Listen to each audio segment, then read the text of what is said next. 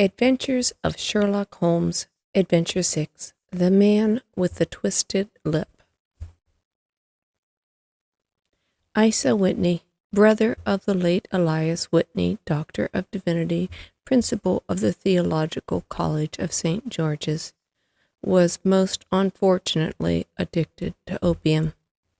The habit grew upon him, as I understand, from some foolish freak when he was at college. For having read De Quincey's description of his dreams and sensations, he had drenched his tobacco with laudanum in an attempt to produce the same effects.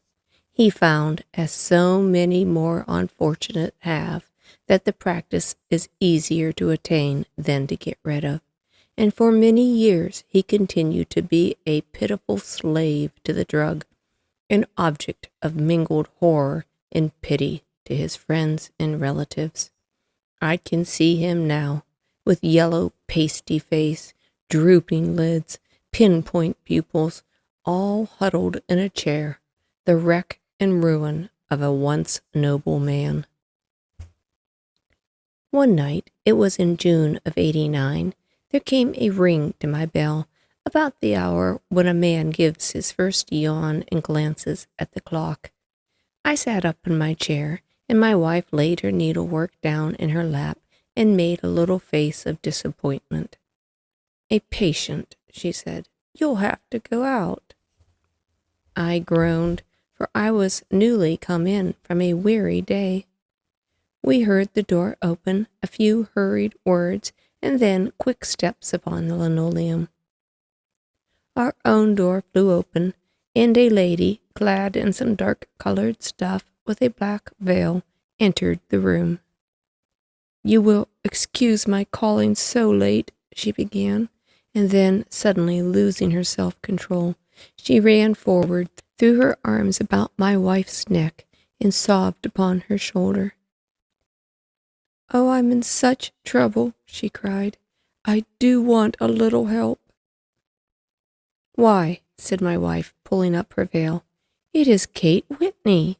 How you startled me, Kate. I had not an idea who you were when you came in." "I didn't know what to do, so I came straight to you." That was always the way. Folk who were in grief came to my wife, like birds to a lighthouse. "It was very sweet of you to come.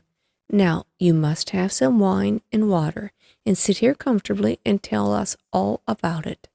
Or should you rather that I sent James to bed?" "Oh, no, no. I want the doctor's advice and help, too. It's about Isa. He has not been home for 2 days. I'm so frightened about him." It was not the first time that she had spoken to us of her husband's trouble, to me as a doctor, to my wife as an old friend and school companion. We soothed and comforted her by such words as we could find. Did she know where her husband was? Was it possible that we could bring him back to her?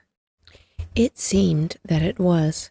She had the surest information that of late he had, when the fit was on him, made use of an opium den in the furthest east of the city. Hitherto he had always been confined to one day, and he had come back twitching and shattered in the evening. But now the spell had been upon him 48 hours, and he lay there, doubtless among the dregs of the docks, breathing in the poison, or sleeping off the effects. There he was to be found, she was sure of it, at the Bar of Gold in Upper Swandam Lane. But what was she to do? How could she, a young, timid woman, make her way into such a place and pluck her husband out from among ruffians who surrounded him? There was the case, and of course there was but one way out of it. Might I not escort her to this place? And then, as a second thought, why should she come at all? I was Isa Whitney's medical adviser, and as such I had influence over him. I could manage it better if I were alone. I promised her, on my word, that I would send him home in a cab within 2 hours, if he were indeed at the address she had given me. And so in 10 minutes I had left my armchair and cheery sitting room behind, and was speeding eastward in a hansom on a strange errand, as it seemed to me at the time, though the future only could show how strange it was to be. But there was no great difficulty in the first stage of my adventure. Upper Swandam Lane is a vile alley lurking behind the high wharves which line the north side of the river to the east of London Bridge, between a slop shop and a gin shop, approached by a steep flight of steps leading down to a black gap like the mouth of a cave. I found the den of which I was in search. Ordering my cab to wait, I passed down the steps, worn hollow in the center by the ceaseless tread of drunken feet, and by the light of a flickering oil lamp above the door. I found the latch, and I made my way into a long, low room, thick and heavy with brown opium smoke, and terraced with wooden berths, like the forecastle of an emigrant ship. Through the gloom one could dimly catch a glimpse of bodies lying in strange, fantastic poses, bowed shoulders, bent knees, heads thrown back and chins pointing upwards, with here and there a dark, lackluster eye turned upon the newcomer.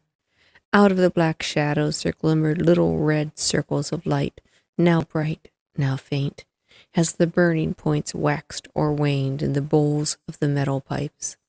The most lay silent, but some muttered to themselves. Others talked together in a strange, low, monotonous voice, their conversation coming in gushes, and then suddenly tailing off into silence. At the further end was a small brazier of the burning charcoal, besides which, on a 3-legged wooden stool, there sat a tall, thin old man, with his jaw resting upon his 2 fists, his elbows upon his knees, staring into the fire. As I entered, a sallow Malay attendant had hurried up with a pipe for me and a supply of the drug, beckoning me to an empty berth. "Thank you, but I have not come to stay," said I. "There is a friend of mine here, Mr. Isa Whitney, and I wish to speak with him." There was a movement and an exclamation from my right, and peering through the gloom, I saw Whitney, pale, haggard, and unkempt, staring out at me. "I can't believe it. It's Watson," said he. He was in a pitiable state of reaction, with every nerve a-twitter. "I say, Watson, what o'clock is it?" "Nearly 11. "Of what day?" "Of Friday, June 19th. "Good heavens, I thought it was Wednesday." "It is Wednesday. What do you want to frighten a chap for?" He sank his face onto his arms and began to sob in a high treble key. "I tell you that it is Friday. Your wife has been waiting this 2 days for you. You should be ashamed of yourself." "So I am, but you've got it mixed, Watson, for I've only been here a few hours. 3 pipes, 4 pipes, I forget how many, but I'll go home with you. I wouldn't frighten Kate, poor little Kate. Give me your hand. Have you a cab?" "Yes, I have one waiting." "Then I shall go in it, but I must owe something. Find what I owe, Watson. I'm all off color. I can do nothing for myself." I walked down the narrow passage between the double row of sleepers, holding my breath to keep out the vile, stupefying fumes of the drug, and looking about for the manager.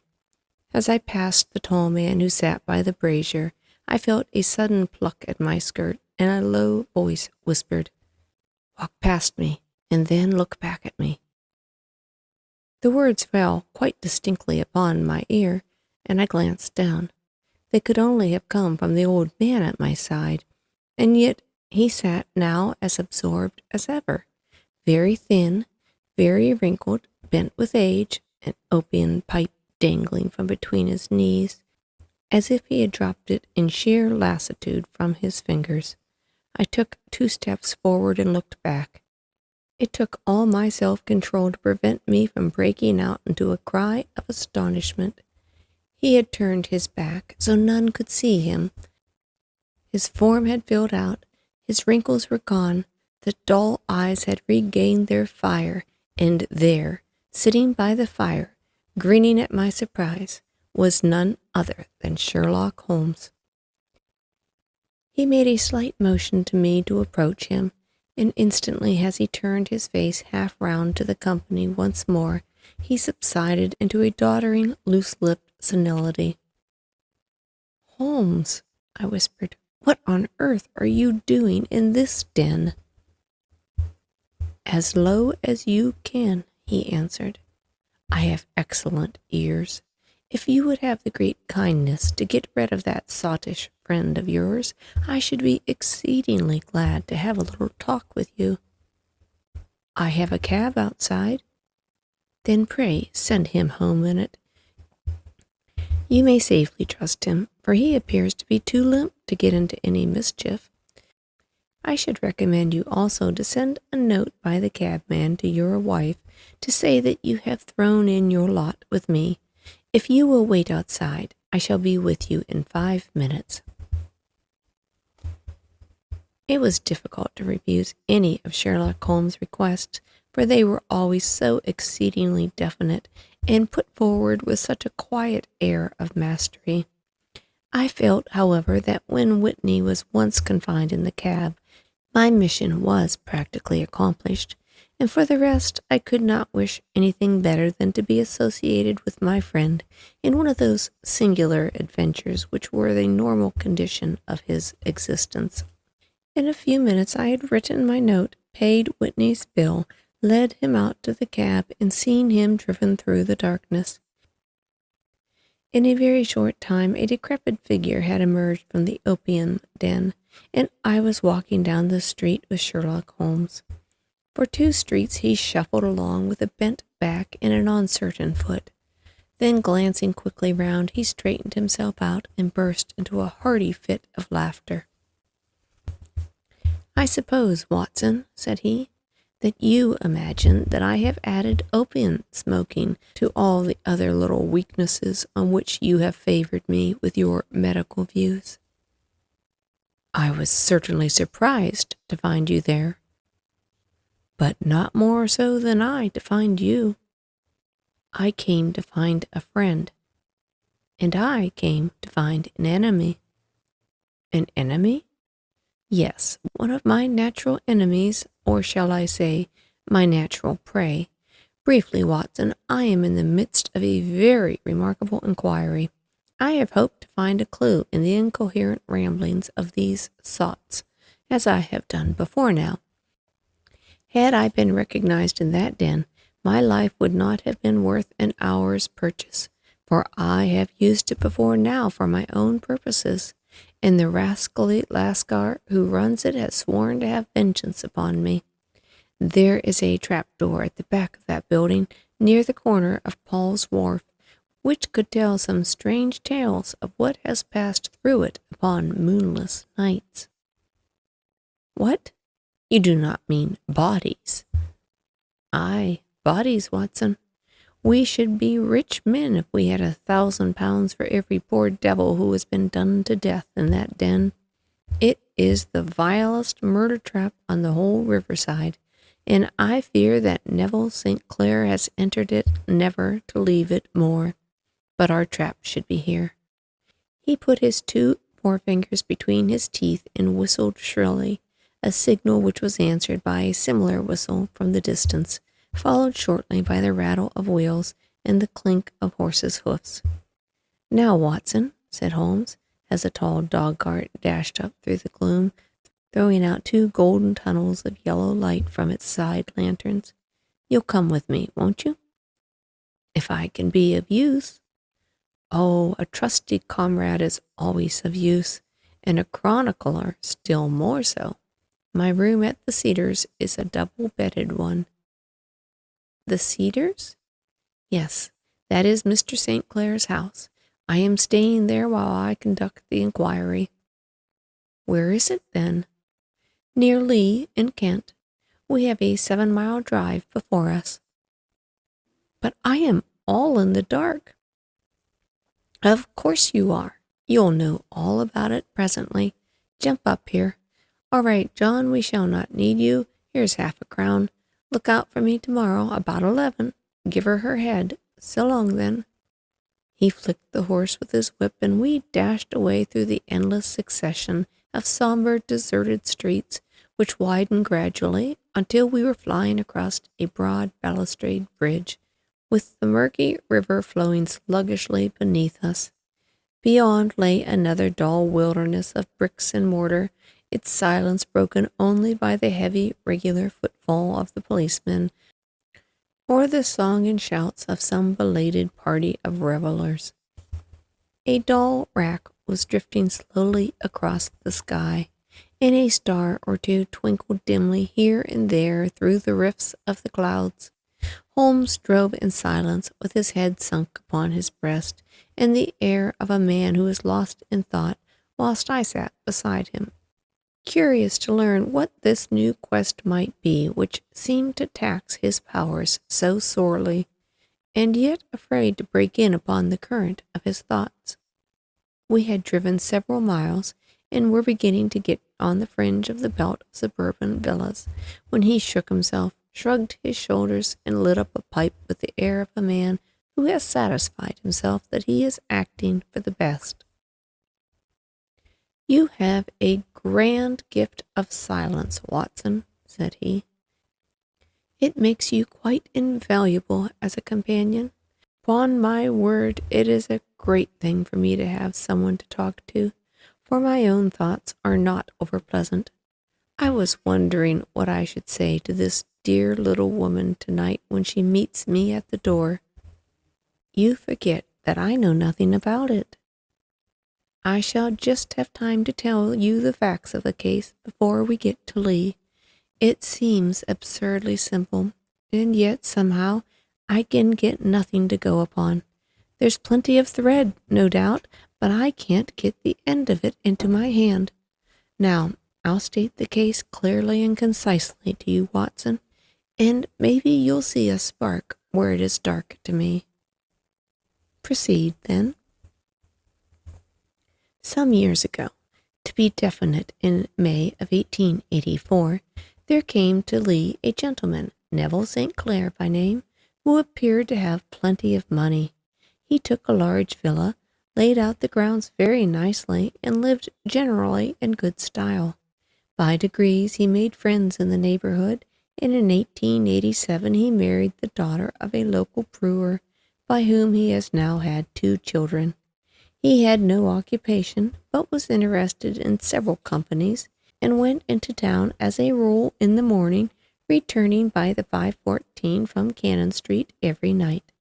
Mr. St. Clair is now 37 years of age, is a man of temperate habits, a good husband, a very affectionate father, and a man who is popular with all who know him. I may add that his whole debts at the present, as far as we've been able to ascertain, amount to £88 10, while he has £220 standing to his credit in the Capital and Counties Bank. There is no reason, therefore, to think that money troubles have been weighing upon his mind. Last Monday, Mr. Neville St. Clair went into town rather earlier than usual, remarking before he started that he had 2 important commissions to perform, and that he would bring his little boy home a box of bricks.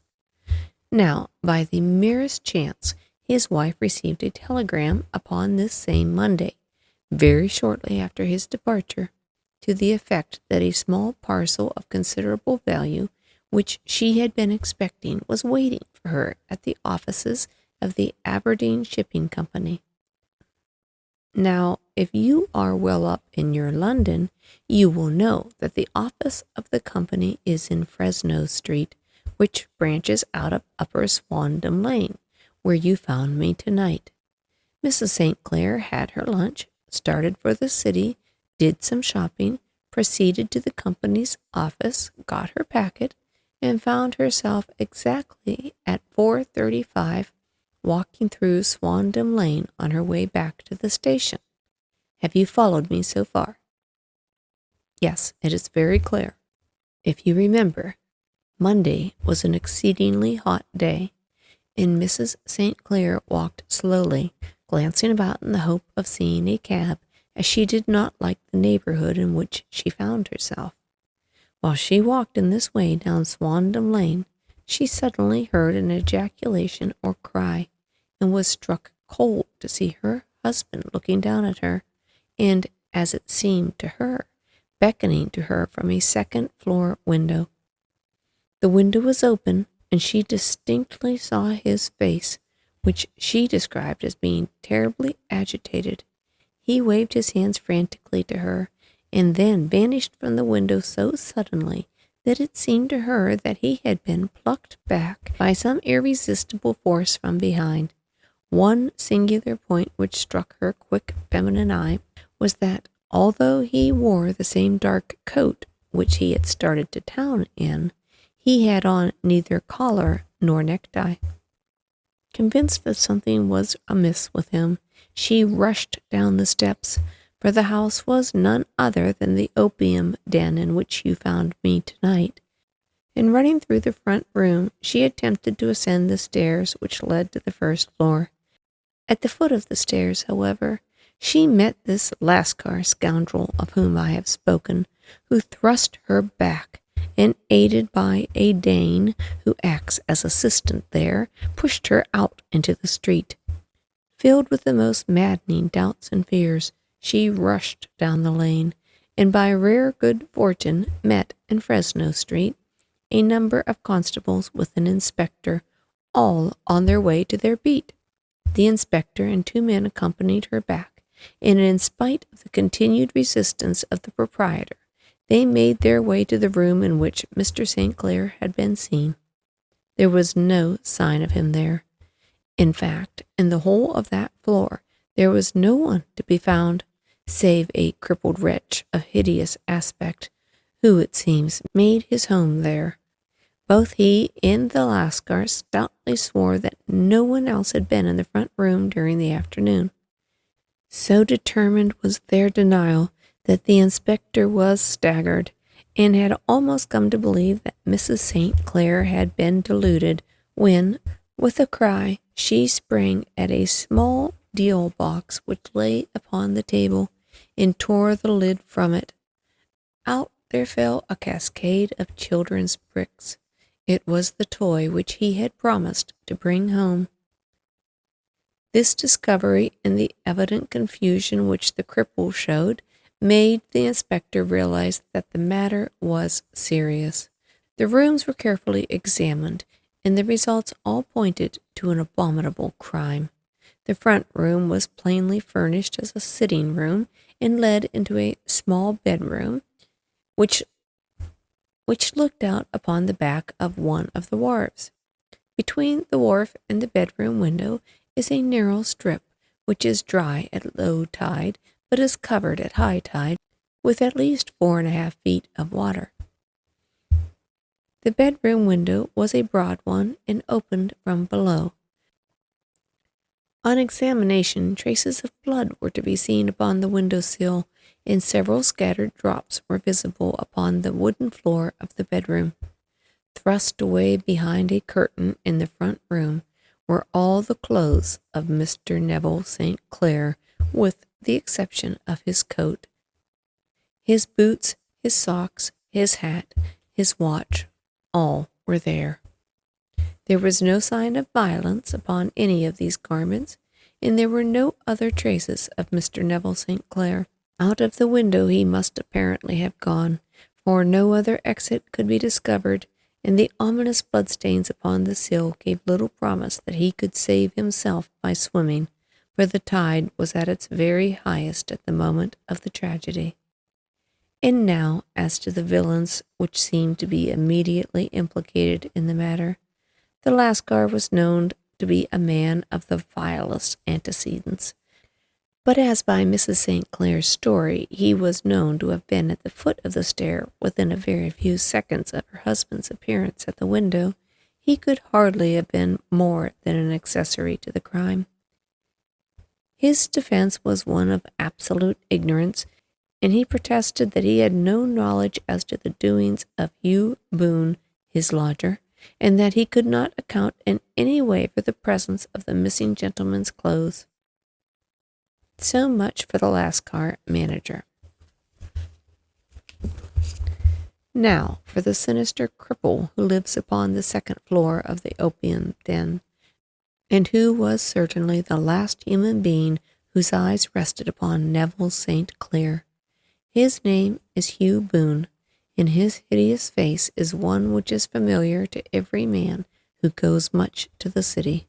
He is a professional beggar, though in order to avoid the police regulations he pretends to a small trade in wax vestas.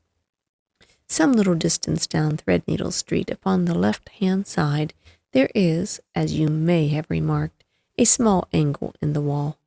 Here it is that the creature takes his daily seat, cross-legged, with his tiny stock of matches on his lap, and he is a piteous spectacle.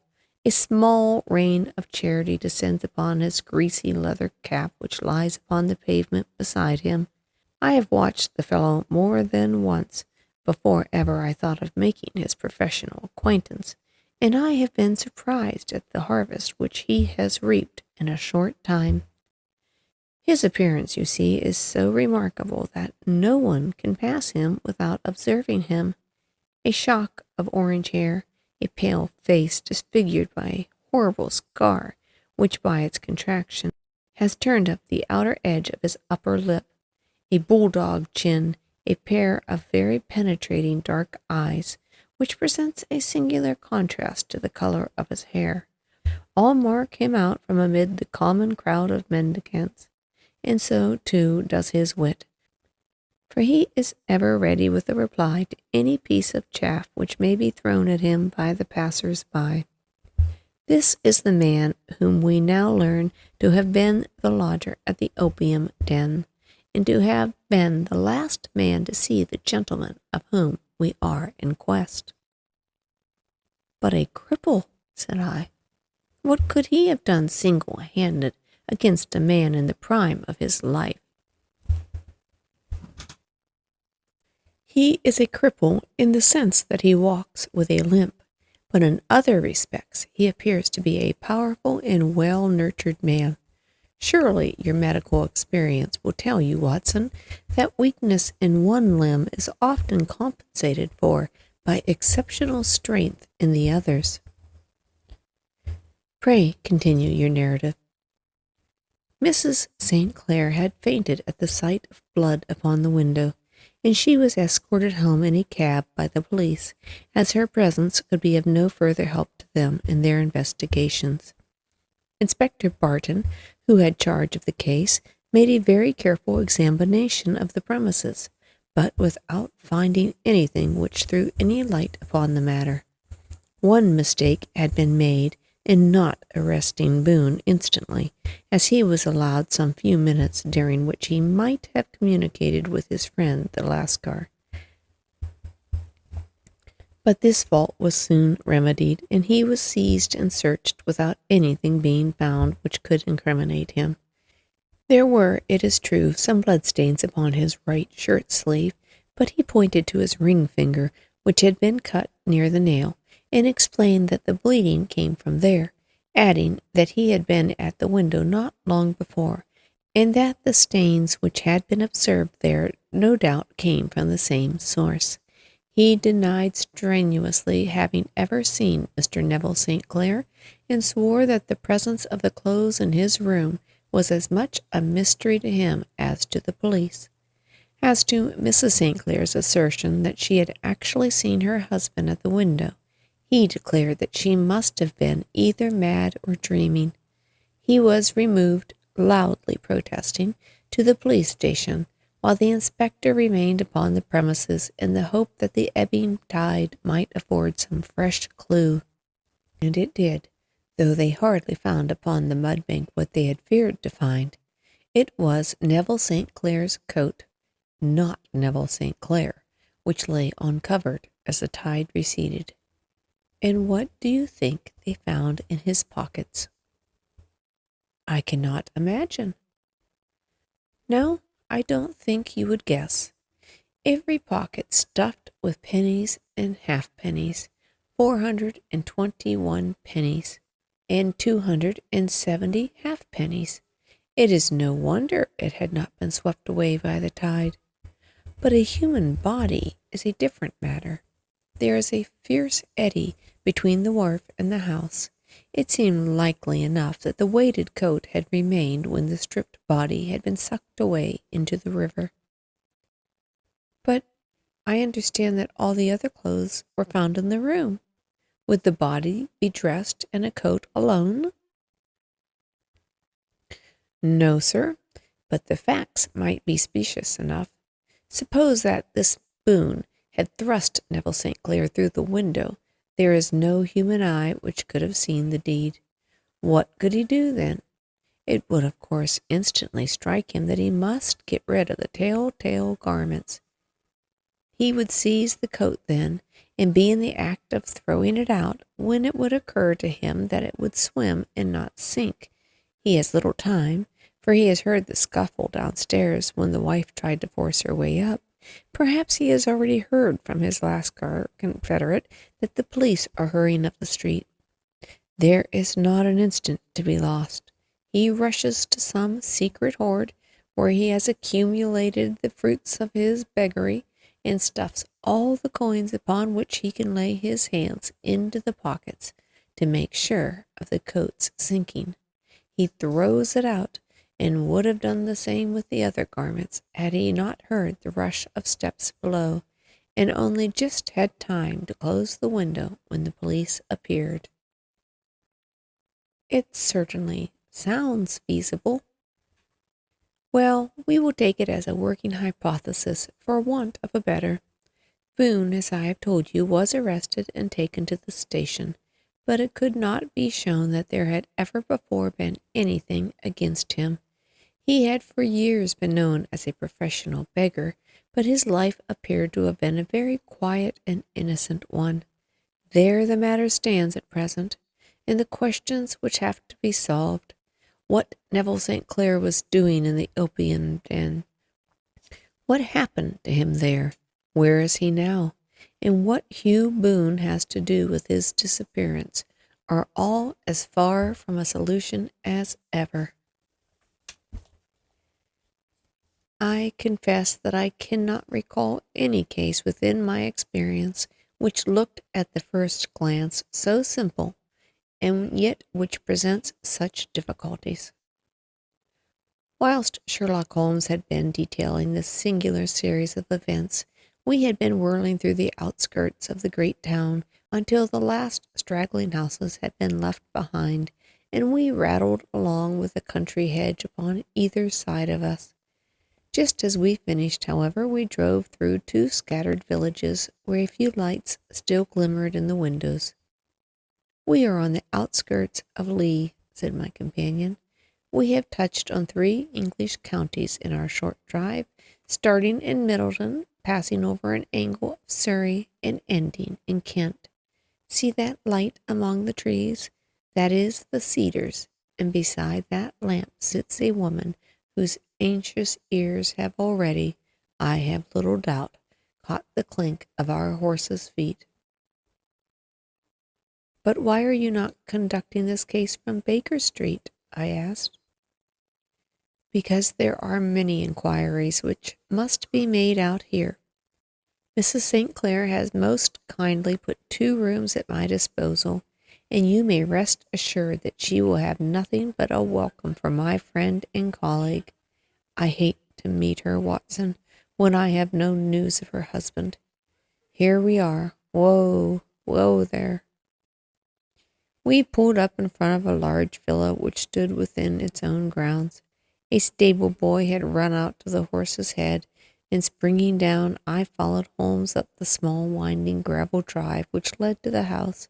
As we approached, the door flew open, and a little blonde woman stood in the opening, clad in some light mousseline de soie, with a touch of fluffy pink chiffon at her neck and wrists. She stood with her figure outlined against the flood of light, one hand upon the door, one half raised in her eagerness, her body slightly bent, her head and her face protruded, with eager eyes and parted lips, a standing question. "Well?" she cried. "Well?" And then, seeing that there were two of us, she gave a cry of hope which sank into a groan as she saw that my companion shook his head and shrugged his shoulders. "No good news?" "None." "No bad?" "No." "Thank God for that. But come in. You must be weary. You have had a long day." "This is my friend, Dr. Watson. He has been of most vital use to me in several of my cases, and a lucky chance has made it possible for me to bring him out and associate him with this investigation." "I am delighted to see you," said she, pressing my hand warmly. "You will, I am sure, forgive anything which may be wanting in our arrangements, when you consider the blow which has come up so suddenly upon us." "My dear madame," said I am an old campaigner, and if I were not, I can very well see that no apology is needed. If I can be of any assistance, either to you or to my friend here, I shall be indeed happy. "Now, Mr. Sherlock Holmes," said the lady as we entered a well-lit dining room, upon the table of which a cold supper had been laid out, "I should very much like to ask you one or two plain questions, to which I beg that you give me a plain answer." "Certainly, madame." "Do not trouble about my feelings. I am not hysterical nor given to fainting. I simply wish to hear your real opinion." "Upon what point?" "In your heart of hearts, do you think that Neville is alive?" Sherlock Holmes seemed to be embarrassed by the question. "Frankly, now," she repeated, standing upon the rug, looking keenly down at him as he leaned back in a basket chair. "Frankly, then, madame, I do not." "You think he is dead?" "I do." "Murdered?" "I don't say that. Perhaps." "And on what day did he meet his death?" "On Monday." "Then perhaps, Mr. Holmes, you will be good enough to explain how it is that I have received a letter from him today." Sherlock Holmes sprang out of his chair as if he had been galvanized. "What?" he roared. "Yes, today." She stood smiling, holding up a little slip of paper in the air. "May I see it?" "Certainly." He snatched it from her in his eagerness. Smoothing it out upon the table, he drew over the lamp and examined it intently. I had left my chair and was gazing at it over his shoulder. The envelope was a very coarse one, and was stamped with the Gravesend postmark, and with the date of that very day, or rather of the day before, for it was considerably after midnight. "Coarse writing," murmured Holmes. "Surely this is not your husband's writing, madame?" "No, but the enclosure is." I perceive also that whoever addressed the envelope had to go and inquire as to the address.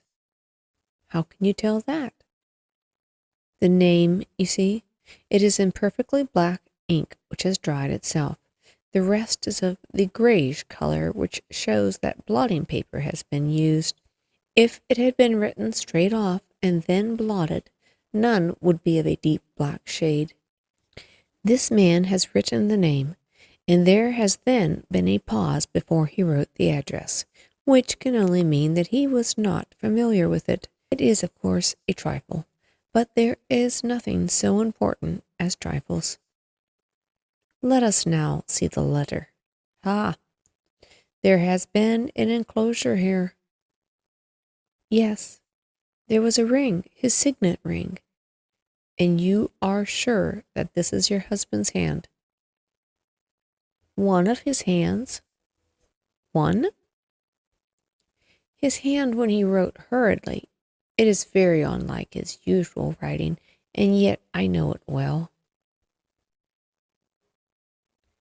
Dearest, do not be frightened. All will come well. There is a huge error which it may take some little time to rectify. Wait in patience, Neville. Written in pencil against the fly-leaf of a book, octavo size, no watermark, posted today in Gravesend by a man with a dirty thumb. Ah, and the flap has been gummed, if I am not very much in error, by a person who had been chewing tobacco. And you have no doubt that it is your husband's hand, madame? None. Neville wrote those words.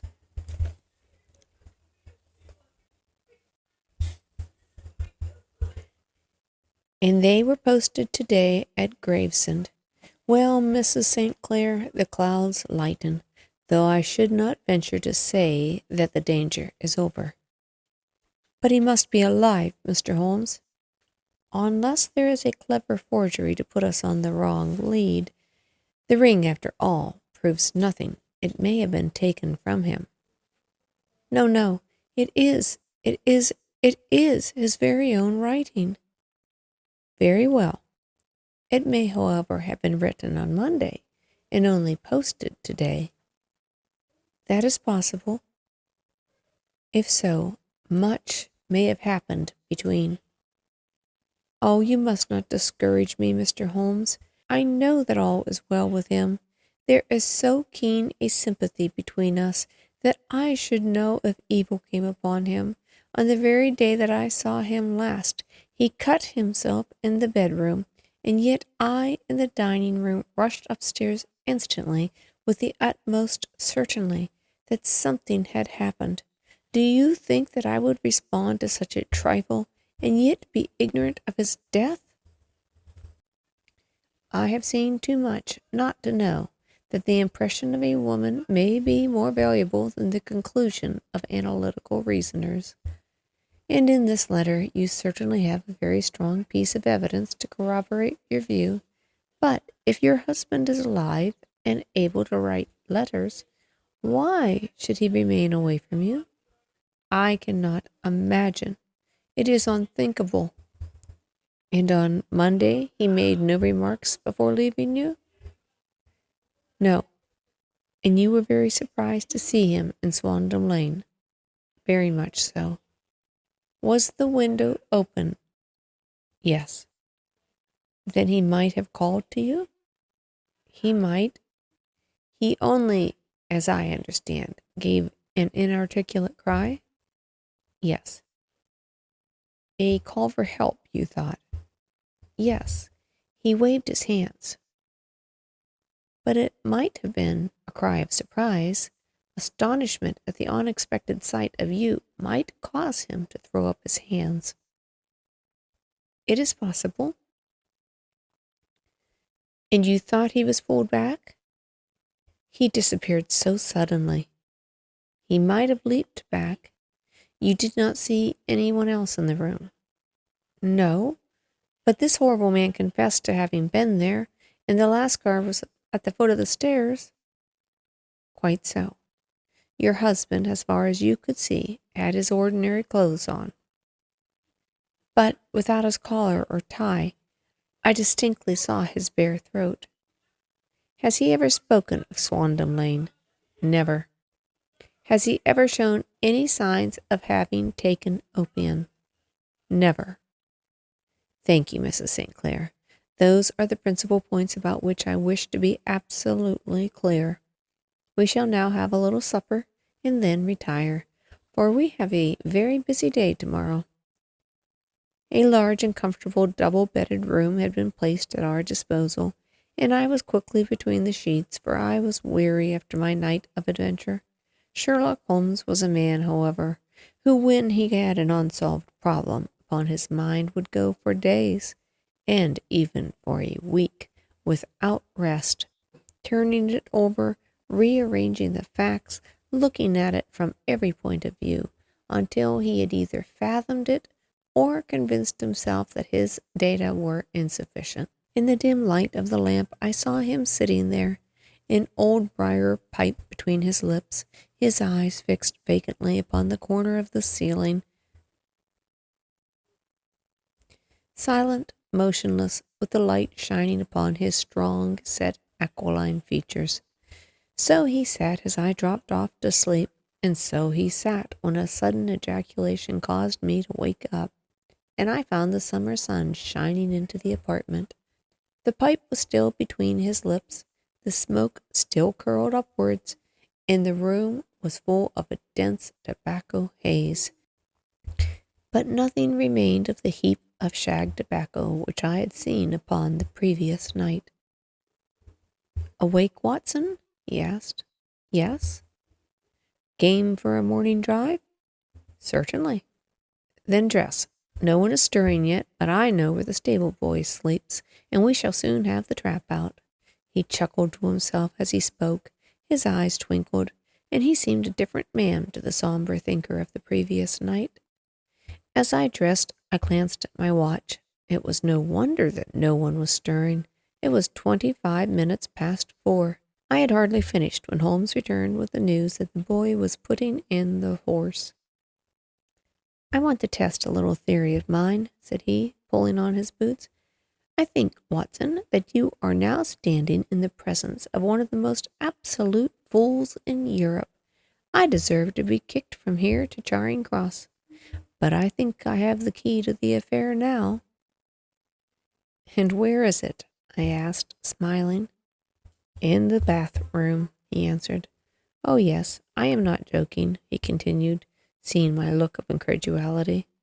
"I have just been there, and I have taken it out, and I have got it in the Gladstone bag. Come on, my boy, we shall see whether or not it shall fit the lock." We made our way downstairs as quietly as possible, and out into the bright morning sunshine. In that road stood our horse and cart, with the half-clad stable boy waiting at the head. We both sprang in, and away we dashed down the London road. A few country carts were seen bearing vegetables to the metropolis, but the lines of villas on either side were as silent and lifeless as some city in a dream. "It has been in some points a singular case," said Holmes, flicking the horse on into a gallop. "I confess that I have been as blind as a mole, but it is better to learn wisdom late than to never learn it at all." In town, the earliest risers were just beginning to look sleepily from the windows as we drove through the streets of the Surrey side. Passing down the Waterloo Bridge Road, we crossed over the river, and dashing up Wellington Street, wheeled sharply to the right and found ourselves in Bow Street. Sherlock Holmes was well known to the force, and 2 constables at the door saluted him. One of them held the horse's head while the other led us in. "Who is on duty?" asked Holmes. "Inspector Bradstreet, sir." "Ah, Bradstreet, how are you?" A tall, stout official had come down the stone-flagged passage in a peaked cap and fringed jacket. "I wish to have a quiet word with you, Bradstreet." "Certainly, Mr. Holmes. Step into my room here." It was a small office-like room, with a huge ledger upon the table and a telephone projecting from the wall. The inspector sat down at his desk. "What can I do for you, Mr. Holmes?" "I called about that beggarman, Boone, the one who has been charged with being concerned in the disappearance of Mr. Neville St. Clair of Lee." "Yes, he was brought up and remanded for further inquiries." "So I heard. You have him here?" "In the cells." "Is he quiet?" "Oh, he gives no trouble, but he's a dirty scoundrel." "Dirty?" "Yes, it is all we can do to make him wash his hands, and his face is as black as a tinker's. Well, once his case has been settled, he will have a regular prison path, and I think if you saw him, you would agree with me that he needed it. I should like to see him very much. Would you? That is easily done. Come this way. You can leave your bag. No, thank you. I think I'll take it. Very good. Come this way, if you please. He led us down a passage, opened a barred door, passed down a winding stair, and brought us to a whitewashed corridor with a line of doors on either side. The third on the right is his, said the inspector. Here it is. He quietly shot back a panel in the upper part of the door and glanced through.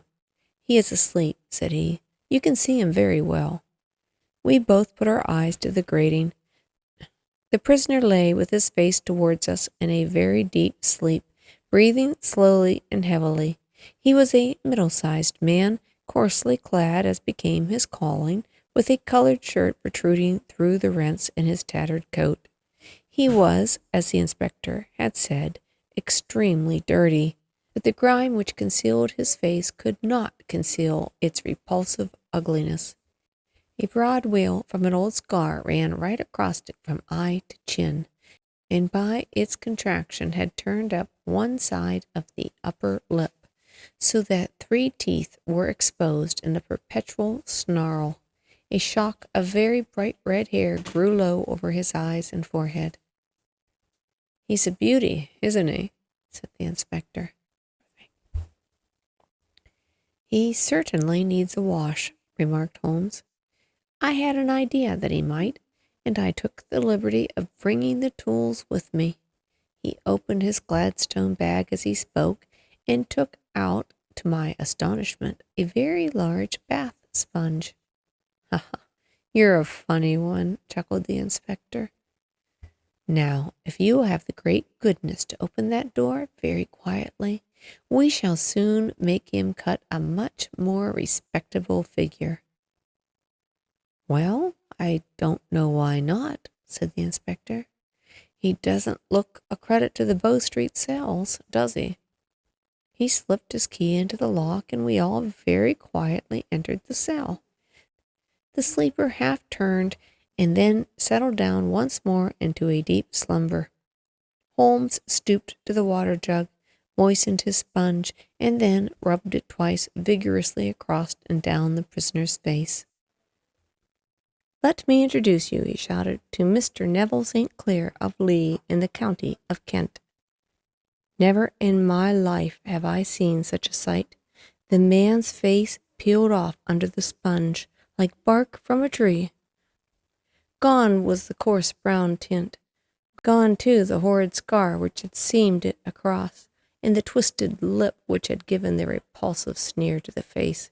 A twitch brought away the tangled red hair, and there, sitting up in his bed, was a pale, sad-faced, refined-looking man, black-haired and smooth-skinned, rubbing his eyes, staring about him with sleepy bewilderment.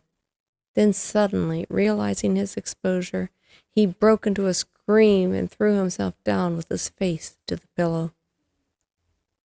Great heaven, cried the inspector. It is indeed the missing man. I know him from the photograph. The prisoner turned with the reckless air of a man who abandons himself to his destiny. Be it so, said he. And pray, what am I charged with? With making away with Mr. Neville St. Oh, come, you can't be charged with that, unless they make a case of attempted suicide of it, said the inspector with a grin. Well, I have been 27 years in the force. This really takes the cake. If I am Mr. Neville St. Clair, then it is obvious that no crime has been committed, and that therefore I am illegally detained. No crime, but a very great error has been committed, said Holmes. You would have done better to have trusted your wife. It was not the wife, it was the children, groaned the prisoner. God help me, I would not have them ashamed of their father. What an exposure! What can I do?" Sherlock Holmes sat down beside him on the couch and patted him kindly on the shoulder. "If you leave it to a court of law to clear the matter up," said he, "of course you can hardly avoid publicity.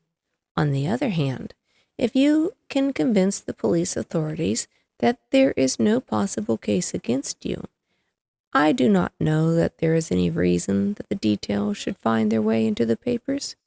Inspector Bradstreet would, I am sure, make notes upon anything which you might tell us and submit it to the proper authorities. The case would then never go into court at all." "God bless you," cried the prisoner passionately. "I would have endured imprisonment, even execution, rather than left my miserable secret as a family blot to my children. You are the first who have ever heard my story. My father was a schoolmaster in Chesterfield, where I received an excellent education. I traveled in my youth, took to the stage, and finally became a reporter on an evening paper in London. One day my editor wished me to have a series of articles upon begging in the metropolis, and I volunteered to supply them. There was the point from which all my adventures started. It was only by trying begging as an amateur that I could get the facts upon which I had to base my articles. When an actor, I had, of course, learned all the secrets of make-up, and had been famous in the green room for my skill. I took advantage now of my attainments. I painted my face, and to make myself as pitiable as possible, I made a good scar and fixed one side of my lip in a twist by the aid of a small slip of flesh-colored plaster. Then, with a red head of hair and an appropriate dress, I took my station in the busiest part of the city, ostensibly as a match seller, but really as a beggar. For 7 hours I plied my trade, and when I returned home in the evening, I found, to my surprise, that I received no less than 26 shillings and 4 pence. I wrote my articles, and thought little more of the matter until some time later I backed a bill for a friend, and had a writ served upon me for £25. I was at my wits' end where to get the money, but a sudden idea came to me. I begged a fortnight's grace from the creditors, asked for a holiday from my employers, and spent the time in begging in the city under my disguise. In 10 days I had the money, and I had paid the debt. Well, you can imagine how hard it was to settle down to arduous work for £2 or £3 a week, when I knew that I could earn as much in a day by smearing my face with a little paint, laying my cap on the ground, and sitting still. It was a long fight between my pride and the money, but the dollars won at last, and I threw up reporting and sat day after day in the corner which I had first chosen, inspiring pity by my ghastly face and filling my pockets with coppers. Only one man knew my secret. He was the keeper of a low den in which I used to lodge in Swandam Lane, where I could every morning emerge as a squalid beggar, and in the evenings transform myself into a well-dressed man about town. This fellow, a Lascar, was well paid by me for his rooms, so that I knew that my secret was safe in his possession. Well, very soon I found out that I was saving considerable sums of money. I do not mean that any beggar in the streets of London could earn £700 a year, which is less than my average takings, but I had exceptional advantages in my power of make-up, and also in a facility in repartee, which, improved by practice, made me quite a recognized character in the city. All day a stream of pennies, varied by silver, poured in upon me, and it was a very bad day upon which I failed to take £2. As I grew richer, I grew more ambitious. I took a house in the country, and eventually married, without anyone having a suspicion as to my real occupation. My dear wife knew I had a business in the city. She little knew what. Last Monday, I had finished for the day and was dressing in my room above the opium den when I looked out of the window and saw, to my horror and astonishment, that my wife was standing in the street with her eyes fixed full upon me. I gave a cry of surprise, threw up my arms to cover my face, and then rushing to my confidant, the Lascar, entreated him to prevent anyone from coming up to me. I heard her voice downstairs, but I knew that she could not ascend. Swiftly I threw off my clothes, pulled on those of a beggar, and put on the pigments and the wig. Even a wife's eyes could not pierce the complete disguise. But then it occurred to me that there might be a search in the room, and the clothes might betray me. I threw open the window, reopening by my violence a small cut which I had inflicted upon myself in my bedroom that morning. Then I seized my coat, which was weighted by the coppers which I had just transferred to it from the leather bag in which I carried my takings. I hurled it out of the window, and it disappeared into the Thames. The other clothes would have followed, but at that moment there was a rush of constables up the stairs, and a few minutes after I found, rather, I confess, to my relief, that instead of being identified as Mr. Neville St. Clair, I was arrested as his murderer. I do not know that there is anything else for me to explain. I was determined to preserve my disguise as long as possible, hence my preference for a dirty face. Knowing that my wife would be terribly anxious, I slipped off my ring and confided it to the Lascar at a moment when no constable was watching me, together with a hurried scrawl telling her that she had no cause to fear. "That note only reached her yesterday," said Holmes. "Oh, no. What a week she must have spent." "The police have watched this Lascar," said Inspector Bradstreet, "and I can quite understand that he might find it difficult to post a letter unobserved. Probably he handed it to some sailor customer of his who forgot all about it for some days." "That was it," said Holmes, nodding approvingly. "I have no doubt of it. But have you never been prosecuted for begging?" "Oh, many times. But what was a fine to me?" "It must stop here, however," said Bradstreet. "If the police are to hush this thing up, there must be no more of Hugh Boone." "I have sworn it by the most solemn oaths a man can take."